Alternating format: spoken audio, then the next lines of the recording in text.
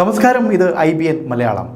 സ്വകാര്യ mobile phone കമ്പനികൾ tariff വർധന നടപ്പാക്കിയ ശേഷമുള്ള ആദ്യത്തെ 3 മാസം കേരളത്തിൽ നിന്നും മാത്രം BSNL അധികമായി നേടിയത് 1.18 ലക്ഷം കണക്ഷനുകളാണ്.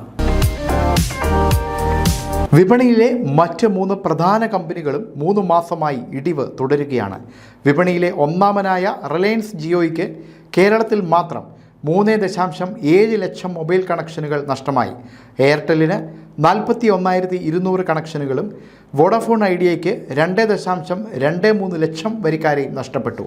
രാജ്യമാകെ മറ്റ് 3 കമ്പനികളുടെ എണ്ണത്തിൽ 3-ാം മാസവും കനത്ത ഇടിവ് തുടരുമ്പോൾ താരിഫ് കൂട്ടാതിരുന്ന BSNLന് മാത്രമാണ് എണ്ണത്തിൽ കുതിപ്പുള്ളത്.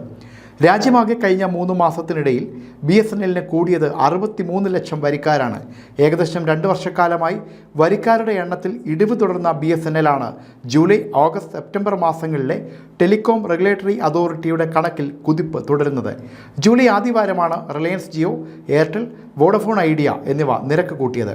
കഴിഞ്ഞ മാസം മാത്രം രാജ്യമാകെ ജിയോയ്ക്ക് നഷ്ടപ്പെട്ടത് 80 ലക്ഷത്തോളം കണക്ഷനുകളാണ്. 3 മാസത്തെ ഇടിവ് 1.2 കോടിയാണ്.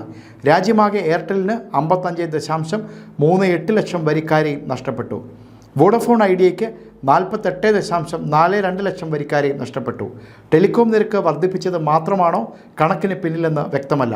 ചട്ടലംഘനത്തിൻ്റെ പേരിൽ ടെലികോം വകുപ്പിൻ്റെയോ ട്രായയുടെയോ നിർദ്ദേശപ്രകാരം കണക്ഷനുകൾ റദ്ദാക്കുന്നതും KYC നടപടിക്രമം പാലിക്കാത്തതും വഴി റദ്ദാകുന്നതും കണക്കിൽ പ്രതിഫലിക്കാം. News desk IBN Malayalam.